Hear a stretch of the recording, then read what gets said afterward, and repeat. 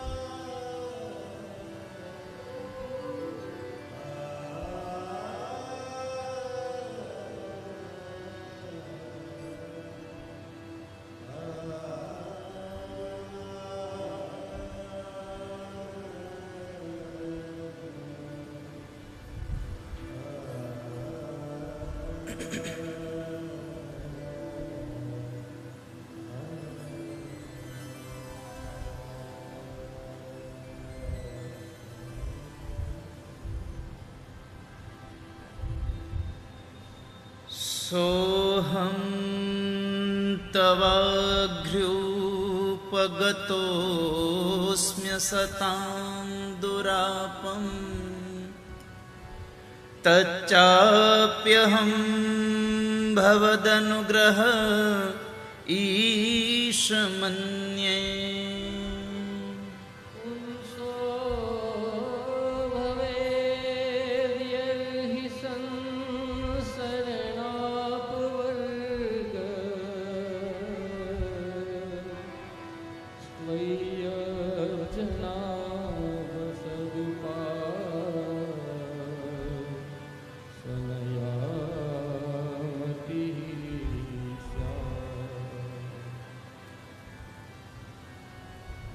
सोऽहं तवाघ्र्युपगतोऽस्म्य सतां दुरापं तच्चाप्यहं भवदनुग्रह ईश मन्ये. पुंसो भवेद्यर्हि संसरणापवर्गस् त्वय्यब्जनाभसदुपासनया मतिः स्यात्.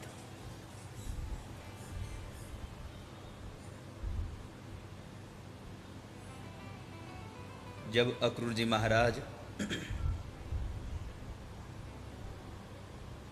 भगवान बाल कृष्ण प्रभु को लेने के लिए मथुरा से निकले और भगवान के वृंदावन में जब पहुंचे तो भगवान के पास जो स्तुति हो रही है उनमें से एक उठाया गया श्लोक. अक्रूर भगवान को कहते हैं, हे ईश,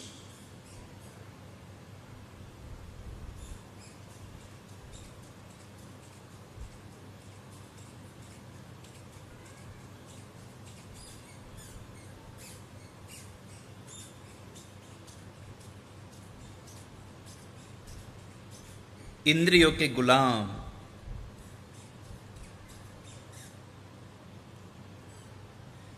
मैं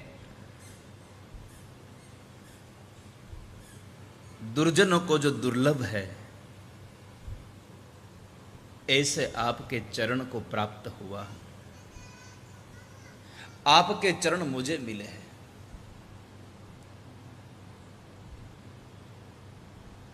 मैं इसको यही समझ रहा हूं कि भगवान ये आपका मुझ पर अनुग्रह है, आप मुझ पर ये अनुग्रह कर रहे हैं, ये मैं मान रहा हूं। हे पद्मनाभ, जब इस संसार के मनुष्य को संसार की गति समाप्त होनी हो, जब मनुष्य इस संसार में आने के बाद जब संसार में से मुक्त होने वाला हो, तब ही आपकी कृपा से सत्पुरुषों के उन संग और सेवा से आपके चरणों में दृढ़ मति हो रही है। आपके चरणों तक हम पहुंच सकते हैं जब आपका अनुग्रह हो। तो आज के दिन मुझे यही कहना है, अधिक ज्येष्ठ की कृष्ण नवमी है आज। नवमी तिथि माने पूर्णांक, 9 का अंक पूर्ण है और उस पूर्णांक के पुरुषोत्तम मास में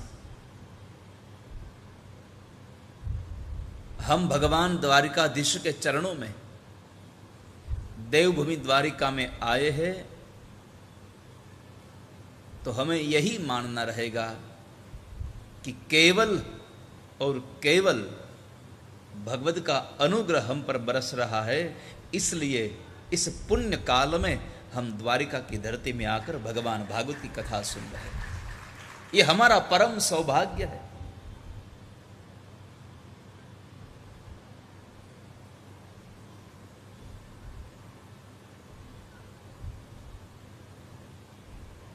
देवभूमि द्वारिका की इस पावन धरा में,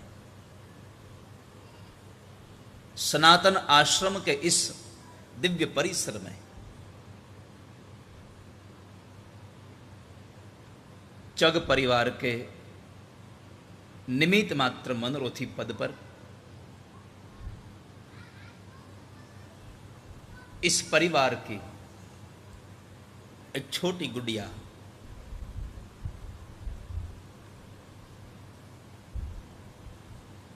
जो कुछ पल आई और चली गई,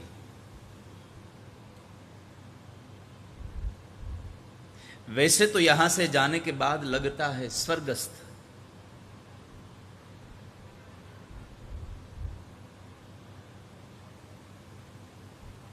लेकिन कई लोग ऐसे आते हैं इस संसार में जो केवल यहां से जाते हैं तो पंच महाभूत के शरीर से ही जाते हैं। उनकी जो भावना थी, उनका जो प्यार था, वो इस संसार में हर हमेश जीवंत रहता है। आज एक खुशी भी है, एक दुख भी है। दुख इस बात का है कि हमारे परिवार में एक छोटी सी गुड़िया विन्नी आई और 3 साल के बाद वो फिर अपने कर्म को समाप्त करके चली गई। लेकिन मेरी सोच यही कह रही है, कोई 3 साल में जा रहा है, कोई 30 साल में जा रहा है, कोई 80 साल के बाद जा रहा है। यहां से जाने का तो एक ही बात है, जातस्य ही ध्रुव मृत्यु हो। इस संसार से जाना ही है। जो आ रहा है वो जा रहा है, कोई पहले निकल जाता है, कोई बाद में निकलता है। लेकिन दुख की बात है कि ये गुड़िया 3 साल यहां हमारे पास रही और कई जन्म की जो प्रारब्ध लिखा होगा उतना हुई, भुगतने के बाद वो चला गया जीव। लेकिन आनंद की बात मुझे ये लग रही है, परिवार को हर हमेश ये दुख ही लगेगा।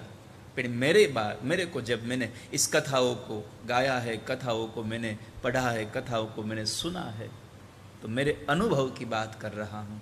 मेरी जो सोच, मेरी बुद्धि भगवान ने दी हुई है, उनके अनुसार कह रहा हूं कि ये पल आनंद का है। क्यों? क्योंकि हर किसी के पीछे ऐसी बड़ी भागवत नहीं हो पाती है। वो कई दिव्य चेतना होगी कि जो यहां से जाने के बाद, यहां से विदा लेने के बाद 1 साल भी पूरा नहीं हुआ और उनके पहले उनके नाम को माध्यम बनाकर इस परिवार ने जो ये भागवत का ये आयोजन किया है, यही बता रहा है ये हमारे घर में कोई दिव्य चेतना आकर गई है यहां से। वरना इतना जल्द, इतना बड़ा मनोरथ 1 साल के पहले,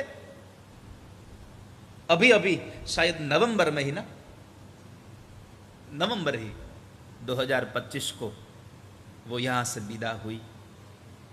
जो प्रारब्ध थे, जो श्वास लेकर आई थी, उन श्वासों को भुगतने के बाद यहां से वो विदा हो गई। आज नहीं तो कल जाना ही था, लेकिन दुख हो रहा है कि आने के बाद खुशी आई, फिर वापस संक्षिप्त काल में हमारे पास से चली गई। तो उस विन्नी की ये दिव्य चेतना की स्मृति में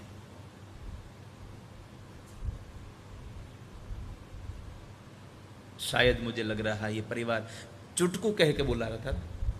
हाँ, तो ये विन्नी की स्मृति में देवभूमि द्वारिका की इस पावन धरा में आयोजित हुआ ये श्रीमद् भागवत। और इस भागवत कथा के आज पहले दिन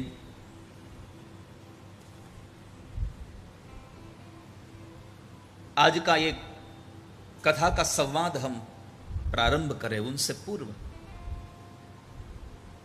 पूरे विश्व में कई मंदिर है, लेकिन हम गर्व से कहते हैं पूरी दुनिया में जगत मंदिर केवल द्वारिका में ही है और कहीं नहीं है। द्वारिका में जगत मंदिर है। उस जगत मंदिर के राजाधिराज भगवान द्वारिकाधीश को मेरा प्रणाम। इस कथा से हम द्वारिका की इस पावन धरा के अगल बगल में, आसपास में जितने भी स्थित और प्रतिष्ठित मंदिर है, उस मंदिरों में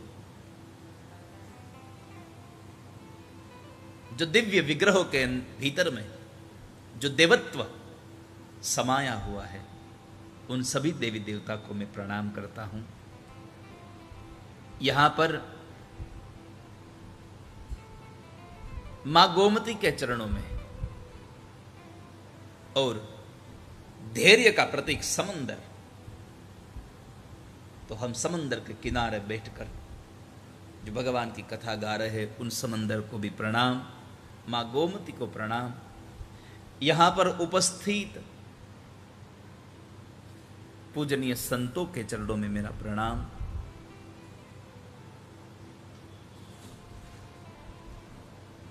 इस कथा के पंडाल में रहे हमारे साथ आए हुए उन ब्राह्मणों और द्वारिका में जितने भी ब्राह्मण बस रहे हैं, उन सभी ब्राह्मणों को मेरा प्रणाम। आप सब वडिल माता पिताएं, स्नेही स्वजन लोग अपने घरों में बैठकर जो यहां तक नहीं पहुंच सके, वो शिक्षा टीवी के माध्यम से और Radhe Radhe official YouTube channel के माध्यम से इस ज्ञान गंगा में अवगाहन करने वाले सभी भगवत भक्तों का इस दिव्य मनोरथ के निमित्त मात्र मनोरथी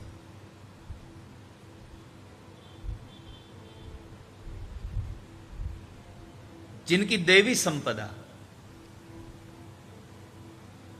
इस कार्य में जहां पर सदुपयोग हो रही है, ऐसे चग परिवार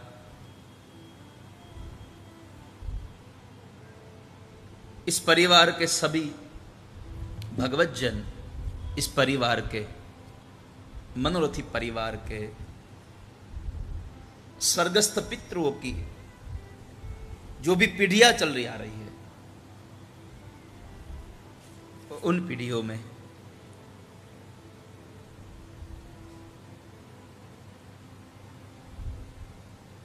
રમેશભાઈ ચગ, ચિરાગભાઈ રમેશચંદ્ર ચગ, પરાગભાઈ રમેશચંદ્ર ચગ, શ્રીમતી જ્યોતિબહેન રમેશચંદ્ર ચગ, અખંડ સૌભાગ્યવતી શ્રીમતી ચિત્રાબહેન चिरागभाई चग, अखंड सौभाग्यवती परम भगवदिया श्री निराली बहन पराग भाई चग और इस परिवार के सभी बड़े और छोटे परिवार लोग आज के दिन आप सभी का हार्दिक स्वागत और अभिवादन करते हैं। आप सभी को चग परिवार और व्यासपीठ की ओर से बड़े भाव और बड़े प्यार से जय द्वारकाधीश, जय द्वारकाधीश।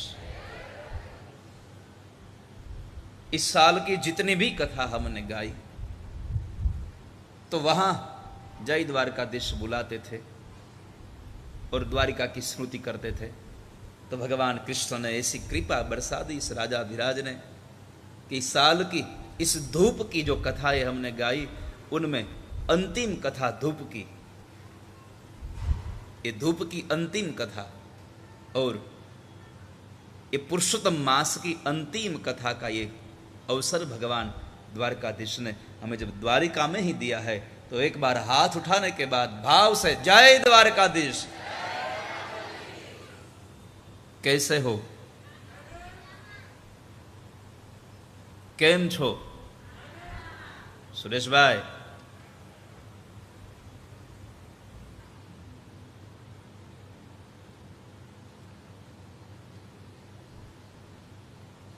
આજનો પાવન મંગલ દિવસ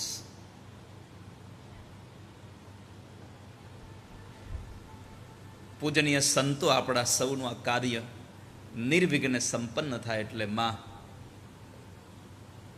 રન્નાદેના આશીર્વાદ લઈને દડવાથી પૂજ્ય સંતો પધાર્યા છે। પૂજ્ય બાપજી શિવરાજપુરથી પધાર્યા છે, એમને પણ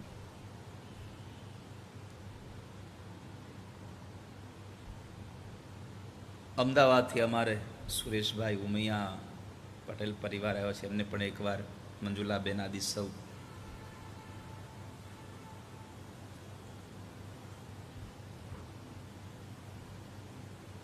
દ્વારિકામાં કથા હોય અને અજાણ્યા લોકો કથામાં આવે તો હું પૂછું કઈ તમે કોના હગા છો, તમે કોને ઓળખો છો અહીંયા? તો એક જ વાત કે અમે તો કથાને ઓળખીએ છીએ, અહીંયા ક્યાં કોઈનું હગ કોઈ છે? અહીં તો અમારો દ્વારિકાધીશ અમારો સગો છે। પણ આજે સવારે આ ભગવાન ભાગવતની પોથી છેક ભગવાનના ચરણ સુધી પહોંચીને પછી અહીંયા આપણી પાસે આવી છે। મારા ઠાકોરજીને કીધું હાલો મળી આવી આપણે દ્વારકાધીશને બેવ, તો સીધા જ અમે મંદિરે ગયા અને શિંગાર આરતીમાં ઠાકોરજીના દર્શન થયા। આ પોથી અને ભગવાન મારા પ્રીતમ પ્યારા બેવ રાજાધિરાજને અંદર છેક મળીને તમને બધાઈને એને જે કેવડાવ્યું છે એ મારા દ્વારા તમારા સુધી પહોંચાડવા માટે આપણને ભેગા કર્યા છે। બસ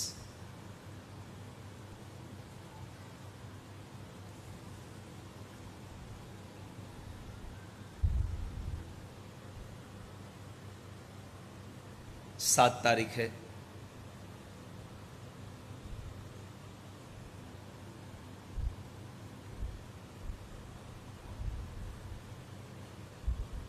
ઉમરગામમાં કથા પૂરી કરી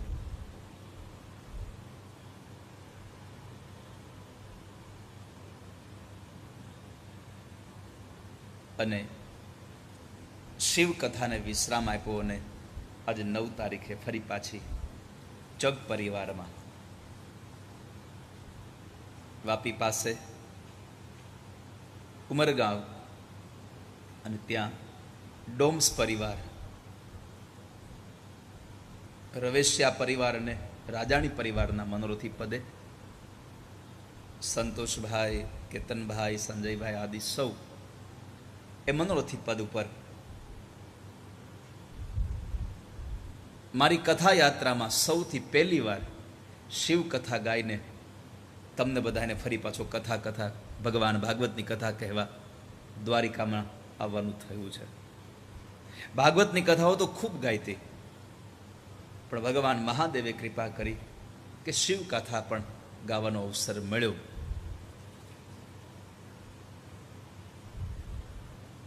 તમે દ્વારિકામાં બેઠા છો.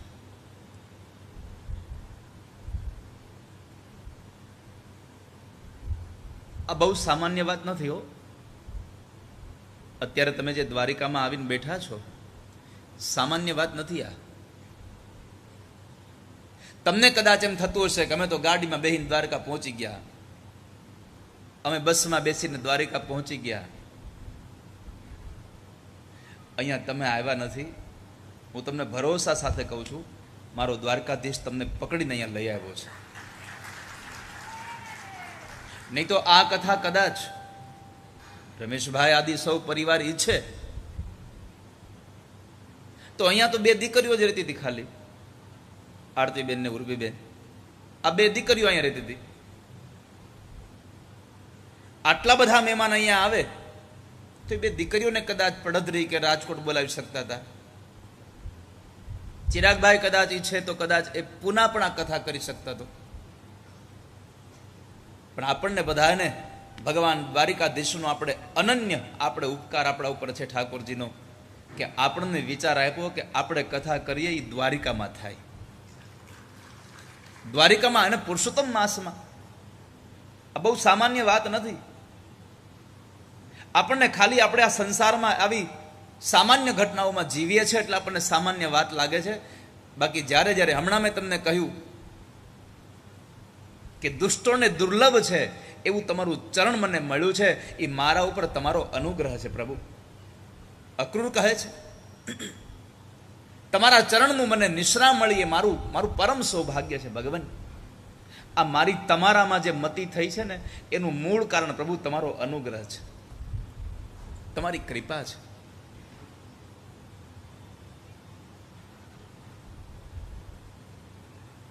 કદાચ તમે રાજકોટમાં, પડદરીમાં, બીજી ત્રીજી જગ્યાએ કથા કરી હોત તો હું કહી શકું તમારા પિતૃઓ રાજી થાત, તમારા પિતૃઓ રાજી થાત. પણ આજે હું એક શ્લોક સાથે તમને સ્કંદ પુરાણના 7મ પ્રભાસખંડના 4થા અધ્યાયના 19મા શ્લોક સાથે હું તમને પ્રમાણ સાથે કહું છું કે આજે તમારા પિતૃઓ રાજી નહીં હોય, એ ભગવાનના ધામમાં નૃત્ય કરતા હશે, ગીતો ગાતા હશે કે અમારા પરિવારે અમારે ત્યાં ભગવાન ભાગવતજીને દ્વારિકામાં બોલાવ્યા. યદા મતિમ ચકુરુતે દ્વારકાગમનમ પ્રતિ. યદા મતિમ ચકુરુતે દ્વારકા ગમનમ પ્રતિ.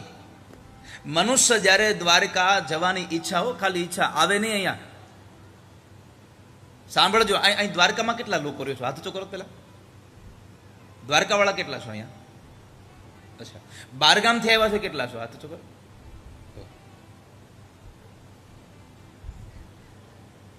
હું બારગામથી, મારે હાથ ઊંચો કરવો પડે ને. તમે અહીંના છો બધા? આ જણા મત દેવા ગયા આમ બતાવે. જે બહારથી આવ્યા છે એના માટે હું કહું છું.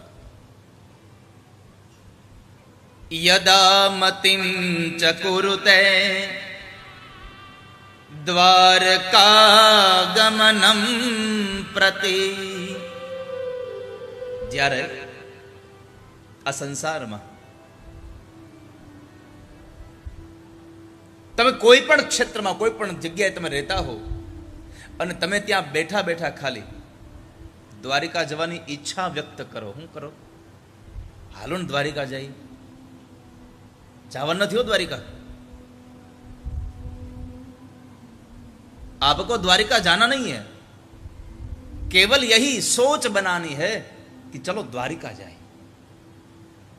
तो स्कंद पुराण कहता है कि संसार के कोई भी मनुष्य केवल विचार ही करता है कि हम द्वारिका जाए, द्वारिका जाने के विचार मात्र से ही उनके पितृ भगवान के धाम में नृत्य करने लगते हैं, भगवान के धाम में गायन करने लगते हैं।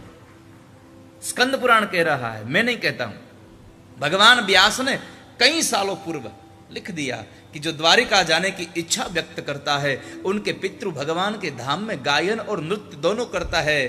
तदा नरक निर्मुक्ता गायन्ते पितरो दिवी।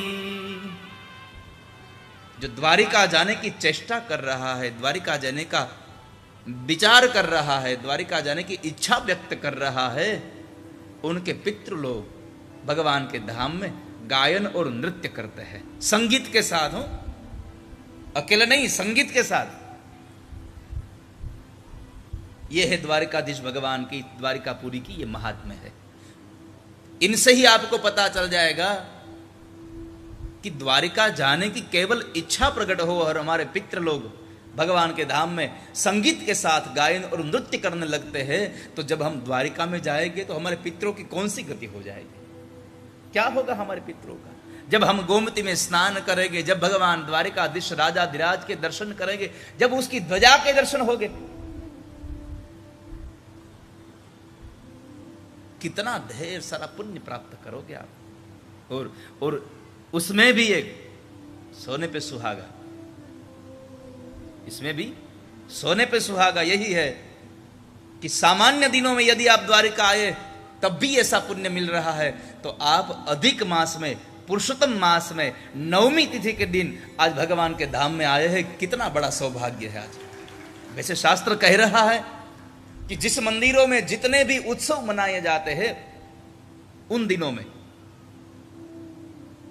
वैसे समझ लो आप कि जन्माष्टमी श्रावण की कृष्ण पक्ष में अष्टमी के दिन मनाते हैं।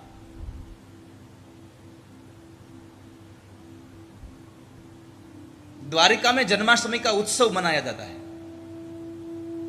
तो जब अधिक मास रहता है तब कृष्ण पक्ष की अष्टमी के दिन भी द्वारिका में उत्सव मनाया जाता है। और कल रात भगवान का उत्सव था मंदिर में। आज नवमी तिथि है। जब बाबा नंद के वहां नंद गहरे आनंद भयो जब हुआ था, वही तिथि आज। और भगवान के धाम में हम पहुंच गए। ये हमारा सौभाग्य नहीं है, ये हमारा बड़ा परम सौभाग्य है। भगवान ने हमें बुलाया यहां पर। हम लोगों को द्वारिका वालों की ईर्ष्या हो रही है। हम द्वारिका केवल आए और इतना पुण्य कमा कर जाते हैं, तो द्वारिका में रहने वाले कितना पुण्य कमाते होंगे यहां पर।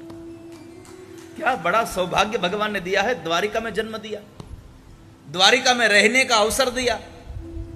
मेरी प्रार्थना है द्वारिका वासियों को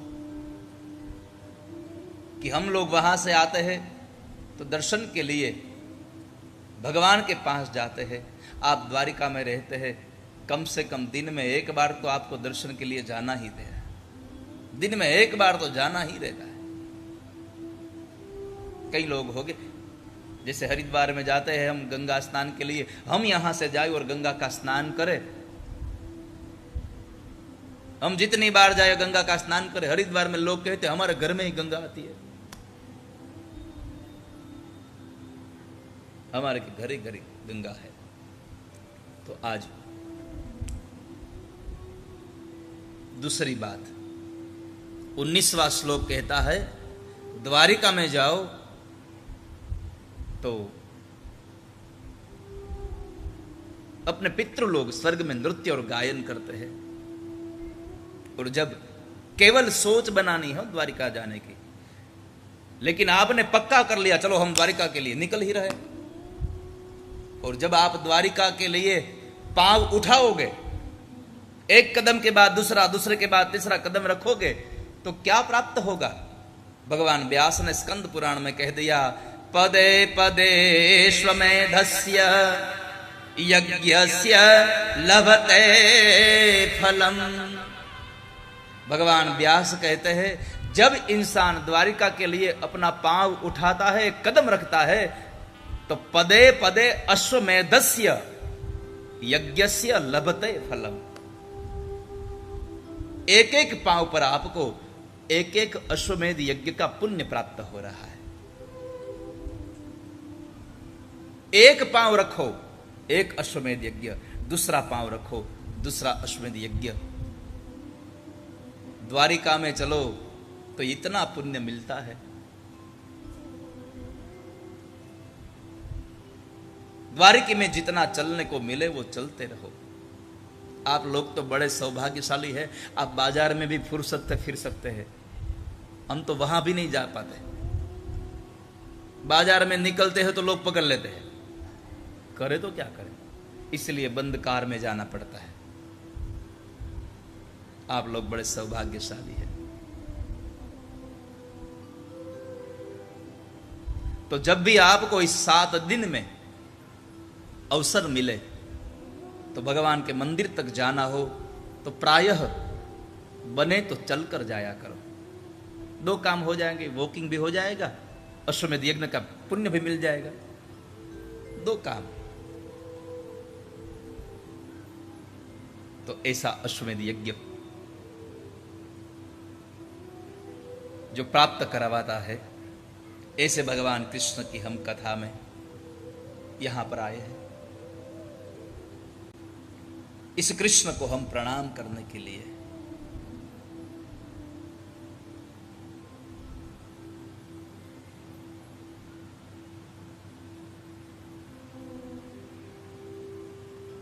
भगवान भागवत को अपने सिर पर उठाकर द्वारिका की गलियों में नाचते गाते, कितनी धूप,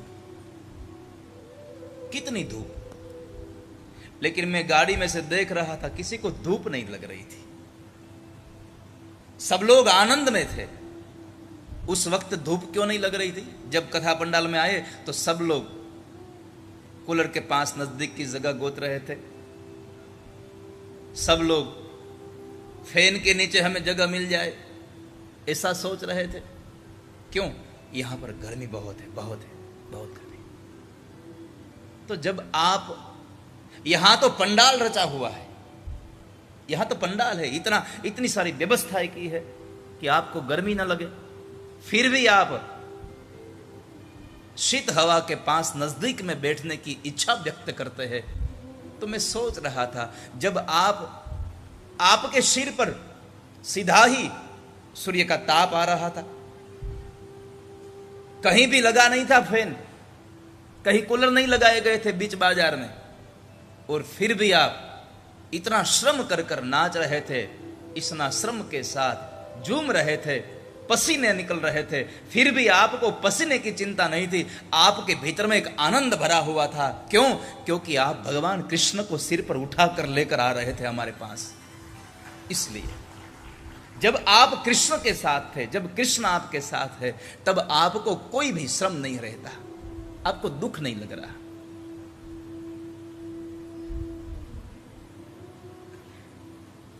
तो परमात्मा को अपने मस्तक पर रखते हुए हम बीच बाजार में नाचते कूदते यहां पर पहुंचे। क्यों भगवान इस ग्रंथ को, वैसे तो ये बुक है, वैसे तो ये बड़ी बुक है, यदि आप सोचे कहीं और संप्रदाय के लोग को आप कहेंगे ये भगवान है तो नहीं मानेंगे वो। और कई संप्रदाय की छोड़ो, हमारे लोग इतने हैं जो नहीं मान रहे ये भगवान नहीं है।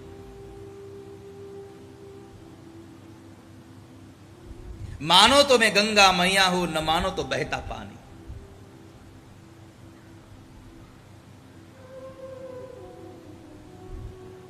तो वैसे तो ये बुक है, फिर भी हम,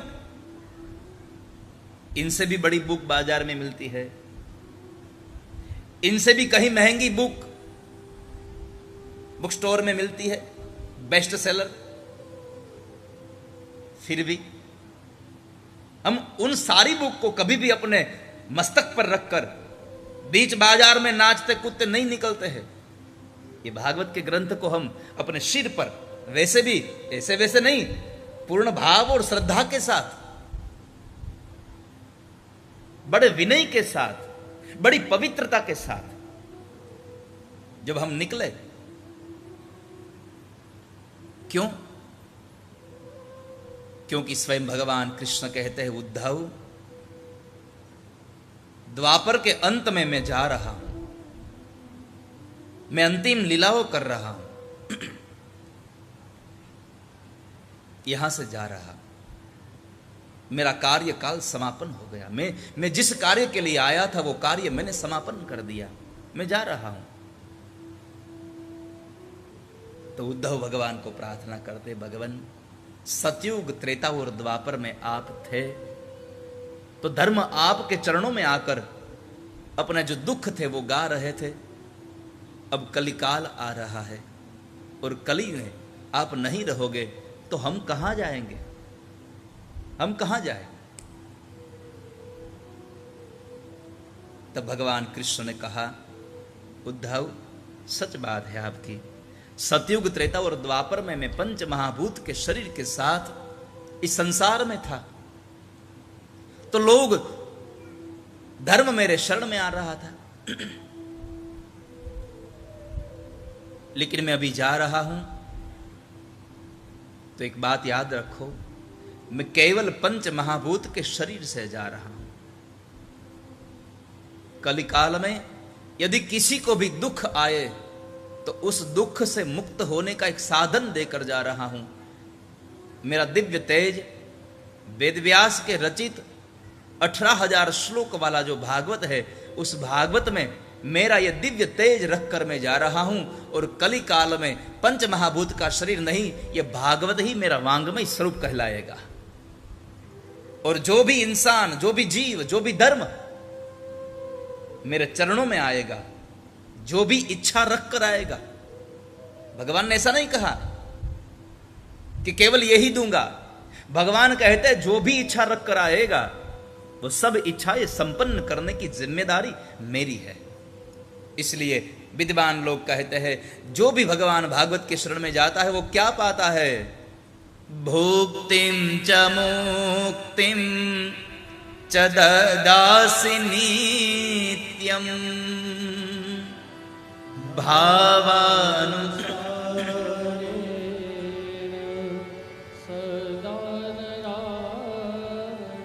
इस संसार में जैसी भी भावना को लेकर आप भगवान के पास जाओगे तो भावना आपकी संपन्न होगी। भुक्तिम च मुक्तिम च ददासी नित्यम, केवल आज के दिन ही नहीं, नित्य भगवान भुक्ति और मुक्ति के दाता है।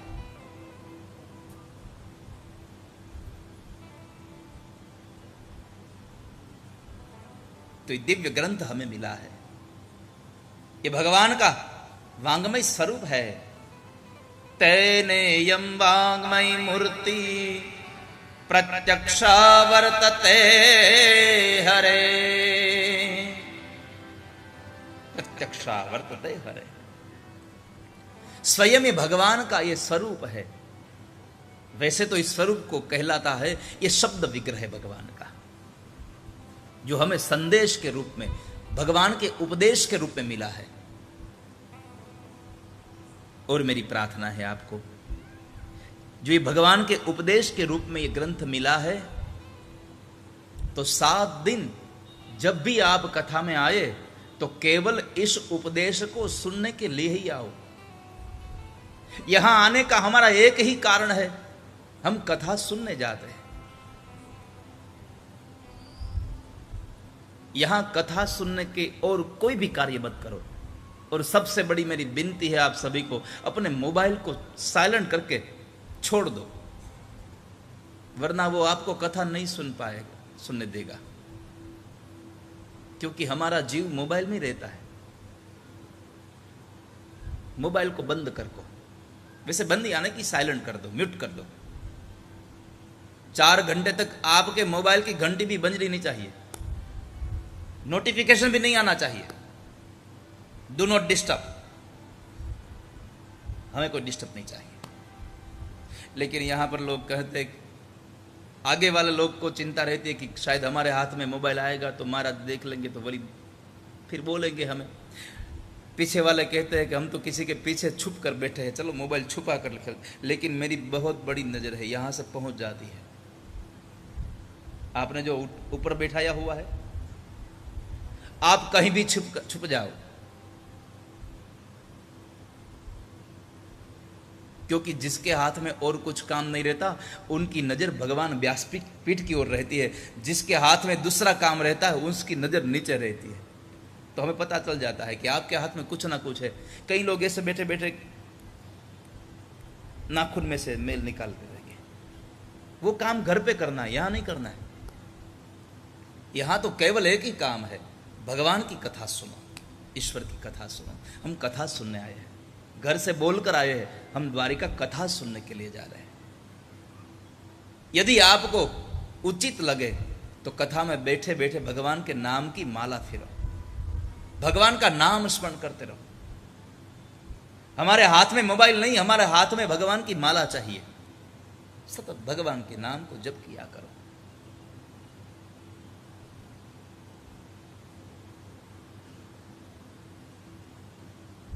ये आपको यहां पर चित्त लगाएगा। तो ये भगवान को लेकर हम जो भुक्ति और मुक्ति देने वाले हैं,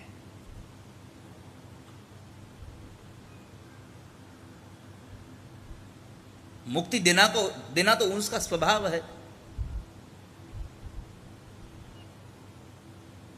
लेकिन भुक्ति भी देते हैं।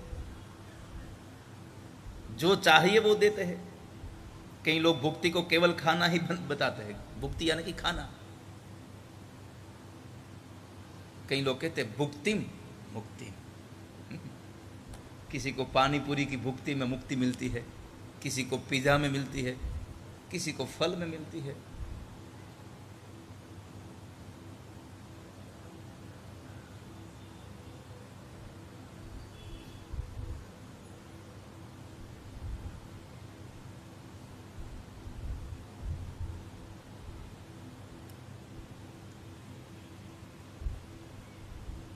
तो द्वारिका में आए हो आप, भगवान भुक्ति क्यों नहीं देंगे? જેની પાસે જેવું હોય ને એવું સૌ આપે। જેની પાસે જે હોય એ આપે। આપણી પાસે પૈસા હોય તો પૈસા આપીએ, અને હોય તો આપે ને।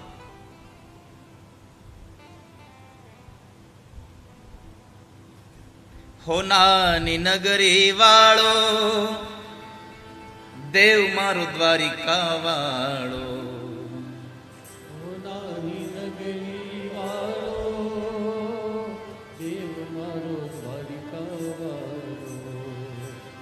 माधव तारी मेड़ियो मां बोले जी नामो राधे गोविंदा गोविंदा।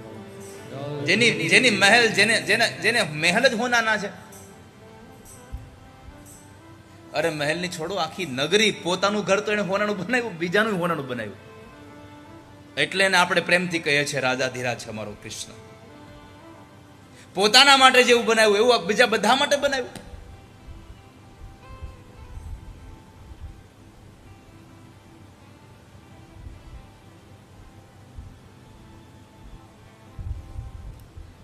દ્વારિકામાં આવીએ તો આખી સ્ફૂર્તિ આપણી આમ અલગ થઈ જાય।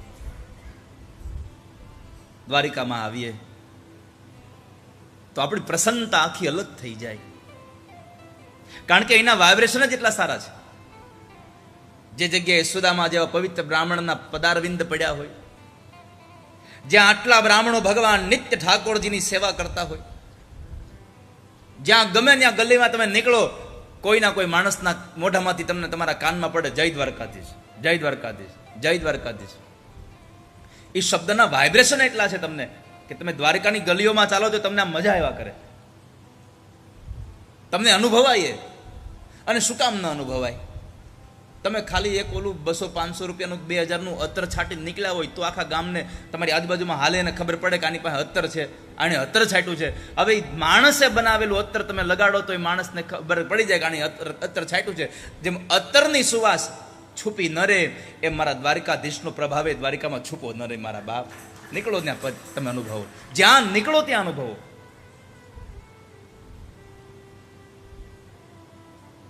હોનાની નગરી વાળો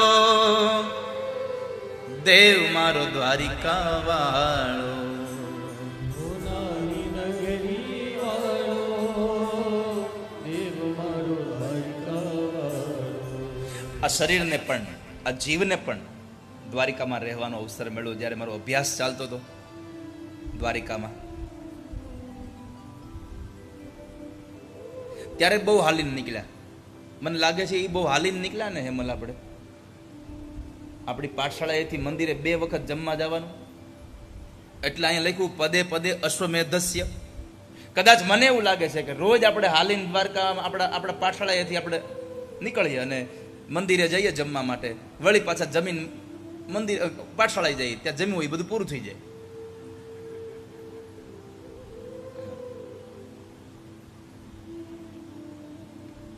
પ્રશાંતના ઘરેથી છે કે અમે મંદિર હાલીને જઈને હાલીને પાછા પ્રશાંતની ઘરે આવીએ તો જમેલું પૂરું થઈ જાય ને. એક તો જમવા હાટું ન્યા જવાનું એટલે હાલીને જવાનું એટલે ભૂખ લાગે, એટલે જેટલું જોતું એના કરતાં થોડુંક વધારે ખવાઈ જાય, એટલે અપચો ન થાય એટલે વળી પાછું હાલીને આવવાનું ચાલતા ચાલતા. તો મને એવું આજે આ શ્લોક સ્કંદ પુરાણનો વાંચ્યો કે પદે પદે અશ્વમેધસ્ય યજ્ઞ. તો મને એવું લાગે છે કે એ અમારા એ વિદ્યાર્થી કાળમાં જ્યારે અમે અહીંયા હતા ત્યારે રોજ દ્વારકાધીશના મંદિરે હાલીને જઈને દ્વારકાધીશના મંદિરેથી હાલીને આવીએ 2 વખત દિવસમાં. એ કદાચ અશ્વમેધનું યજ્ઞ પુણ્ય ભેગું થયું હશે ને, એટલે આજે વક્તા બનાવીને તમને બધાને કથા કહેવા માટે ભગવાન નિમિત્ત બનાવ્યો છે. એટલે દ્વારકાધીશની કથા કહેવાનો અવસર મળ્યો છે કદાચ. ભગવાનને અતિ પ્રિય થયા અશ્વમેધ, કારણ કે ભગવાન કહે છે આ દુનિયાનો કોઈ પણ દાનવીર હોય બધા મને ગમે છે, પણ મારી કથાનું દાન કરે મને પ્રિય બહુ છે. તો એ ભગવાન દ્વારિકાનાથ એની પોથી લઈ, એના વાંગમય સ્વરૂપને લઈ, માથા ઉપર લઈ અને ભગવાન દ્વારિકાધીશના મંદિરેથી નીકળી અને આપણે સૌ અહીંયા લઈ આવ્યા. ભગવાન ઠાકોરજીને અહીંયા પધરાવ્યા છે, ભગવાન ભાગવતજી અહીંયા પધાર્યા છે, ભગવાન દ્વારિકાનાથ પ્રભુ પધાર્યા છે. આવું સમજી અને હવે તમારે એટલું જ કરવાનું છે કે આપણે અહીંયા સુધી જ્યારે નહોતા આવ્યા, સવારમાં આપણે આવતા હતા, તમે અહીંયા સવારે આવ્યા હશો જ્યારે આ મંડપ બધો નિર્માણ થતો હશે, ત્યારે આ બધું ગોઠવાતું હશે, ત્યારે તમે આવ્યા હશો. પણ ત્યારે તમે આવતા હતા ત્યારે આ કેવલ ને કેવલ તમારા માટે એક પંડાલ હતો, એક ડોમ હતો, એક માંડવો હતો. પણ હવે ભગવાન દ્વારિકાનાથ ભાગવતજીના રૂપમાં પધાર્યા છે. આ માંડવો નથી, આપણા માટે ભાગવતનું મંદિર છે. હવે આ મંદિરની પવિત્રતા રાખીએ, આ મંદિરની સ્વચ્છતા નહીં હો, ખાલી સ્વચ્છતા નહીં, કચરો કાઢી નાખો કીધું ઓહો પવિત્રતા થઈ ગઈ, ના, એ સ્વચ્છતા થઈ છે. ખાલી પવિત્રતા રાખવાની છે. બની શકે તો આપણા પગરખાઓને મંડપની બહાર આપણે વિશ્રામ આપીશું. તમને અનુકૂળ હોય તો, ચિંતાનો નવા લીધા હોય તો ધ્યાન રાખવું પડે.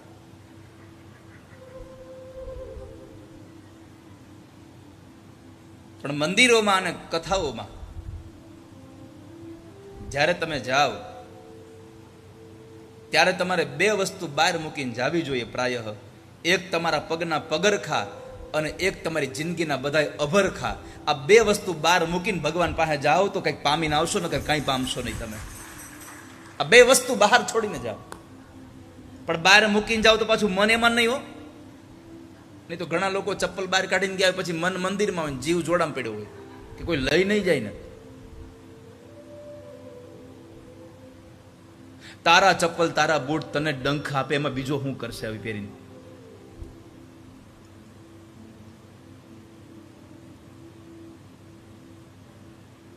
તો એ પરમાત્માને આપણે ભગવાન વાંગમય સ્વરૂપને અહીંયા બિરાજમાન કર્યું અને એ વાંગમય સ્વરૂપ આપણે સૌ વાજતે ગાજતે, ગાવાવાળા લોકોએ ગાયા, ભગવાનના ગીતો ગાયા.